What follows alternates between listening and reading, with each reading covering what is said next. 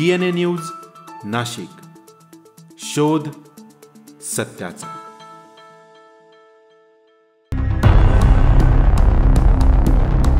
नाशिक शहर परिसरामध्ये मोठ्या प्रमाणावर अवैध व्यवसाय फोफावत आहेत। याचबरोबर खंडणीखोरांचा देखील उच्छाद माजला असून पोलिसच गुन्हेगारांना पाठीशी घालत असल्याचा गंभीर आरोप करत ठराविक पक्षाच्या नेत्यांना टार्गेट करून पक्षनेत्यांविरोधात खोट्या कारवाया करण्यात येत असल्याचा दावा शिवसेना ठाकरे गटाच्या महिलांच्या वतीनं करण्यात आलाय।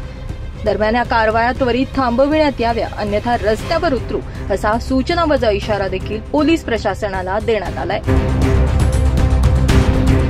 ॲडव्होकेट प्रशांत जाधव यांच्यावर फेब्रुवारी 2022 मध्ये गोळीबार झाल्याच्या प्रकारानंतर अंबड पोलिसांनी शिवसैनिक अंकुश शेवाळे यांना 9 सप्टेंबर 2024 ला अटक केली। या प्रकरणातील संशयित सराईत गुन्हेगारांच्या सांगण्यावरून ही कार्यवाही करण्यात आली असल्याचा आरोप यावेळी करण्यात आला। तसेच शिवसेना जिल्हा प्रमुख सुधाकर बडगुजर यांना देखील निवडणुकांच्या पार्श्वभूमीवर बदनाम करण्याचा कट रचण्यात आला असून त्यांच्या मुलाला देखील या गुन्ह्यामध्ये धारेवर धरण्याचा कट असल्याचं निवेदनात नमूद करण्यात आले। तर तत्कालीन पोलीस अधिकारी श्रीकांत निंबाळकर यांनी फिर्यादींच्या सांगण्यावरून 100हून अधिक संशयितांची चौकशी केली होती। यावेळी शेवाळे आणि बडगुजर यांची नावं समोर आलेली नसताना देखील केवळ निवडणुका डोळ्यासमोर असताना त्यांची प्रतिमा मलिन करण्याचा हा कट असल्याचं पोलीस आयुक्तांना देण्यात आलेल्या निवेदनामध्ये नमूद करण्यात आले। हे निवेदन देतेवेळी महिला आघाडीच्या शेकडो पदाधिकारी आणि कार्यकर्त्या आदी उपस्थित होते। दुसऱ्या दिवशी आम्ही त्याला भेटण्याचा प्रयत्न केला, तो भेटू नाही दिला। सिव्हिल हॉस्पिटलला आणल्यावर आम्हाला कळालं, त्याला मी जेव्हा बघितलं त्याला धड चालता येत नव्हतं।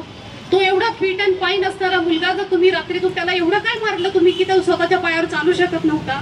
आणि नंतर जेव्हा त्याला कोर्टात हजर केलं, मी स्वतः त्याचं चालणं बघितलं, त्याचं बारलेलं मी बघितलं। जेव्हा तो जाताना फक्त दिसला, पाठीवरून हात फिरवण्याचा प्रयत्न केला मी, तो लिटरली असं विव्हाळला की त्याला एवढा माणूस मारलेलं होतं। आणि इथे आल्यानंतर तो फिर्यादी प्रशांत जाधव मला म्हणतो की तू इथे कशाला आली, तुझं काय काम, मी इथे फिर्यादी आहे, म्हणजे हे कोर्ट काय त्याचं आहे का? तो आम्हाला तिथे उलट तूच तर तिकडे सगळ्या गुंडांची टोळी घेऊन 15 जणांची उभा होता आणि मला तिथे धक्काबुक्की करतो, अश्लील हात दाखवतो, अश्लील शिवीगाळ करतो, नंतर तुला बघून घेईल, तू कुठे राहते मला माहिती आहे, तुझे तंगडे तोडे, ही त्यांची हे गुंड पोसायचे काम करताय का प्रशासन?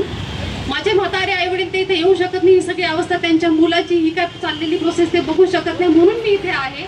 आणि हा सगळा त्यांचा मुजोरडापणा चाललेला आहे। कुठल्या पोलिसांनी त्याला मारलेलं आहे ते पण आम्हाला माहिती आहे। समोर आल्यानंतर मी त्यांचे नावं पण घेऊ शकते, मी त्यांना ओळखू पण शकते आणि काही पुरावे त्यांच्या आणि प्रशांत जाधवांचे सोबत असल्याचे हे मला स्वतःला पण माहिती आहे, ते पण मी वेळ आल्यावर सांगू शकते। आणि ज्या दिवशी अंकुश शेवाळेला कोर्टात हजर केलं त्या दिवशी प्रशांत जाधवचा जो ग्रुप उभा होता तिथे स्वतः ज्या पोलिसांनी अंकुश शेवाळेला मारलं ते स्वतः पोलीस त्यांच्या ग्रुपमध्ये जाऊन भेटतायत, म्हणजे ही कुठली मुजोरी आली यांची? मला फक्त एवढंच म्हणायचं आहे की काहीही चुकी नसताना तुम्ही अंकुश शेवाळेला घरातून उचलून नेलं, त्याचा ना कुठला गुन्ह्याचा बॅकग्राऊंड, त्याच्यावर एक साधा गुन्हा दाखल नाही, सकाळी जाऊन संध्याकाळी कामासाठी जाऊन संध्याकाळी घरी परत येणाऱ्या मुलाला तुम्ही विनाकारण अडकवलं, काहीही नसताना तुम्ही त्याला फसवताय, त्याच्यावर प्रेशर आणताय की का फक्त ते नगरसेवक आहेत आमचे, त्यांच्या मुलाशी याचे मित्रत्वाचे संबंध आहे म्हणून सुधाकर बडगुजरांचं नाव घे, दीपक बडगुजरांचं नाव घे, नाहीतर तुला अजून मारू, तुझ्यावर खोटे गुन्हे दाखल करू, हे त्याला टॉर्चर करताय। आणि तो नसताना मला टॉर्चर केलं जात आहे की तुला मी नंतर बघून घेईल,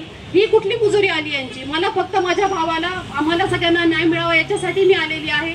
बाकी प्रशासनाने मला मारहाण झाली, मला असली शिवीगाळ झाली, मला नंतर तुला बघण्यात येईल, धमकवण्यात आलं, याबाबत काहीतरी पुढे पूर्तता करावी, तेवढी सिक्युरिटी आम्हाला द्यावी। आणि अंकुशला चुकीच्या कारणात अडकवलेलं आहे, चुकीच्या लोकांना त्याच्यात परत ओढण्यात येत आहे, याबाबत प्रशासनाने सखोल चौकशी करावी एवढीच विनंती। Bureau report, DNA Nashik news, Nashik.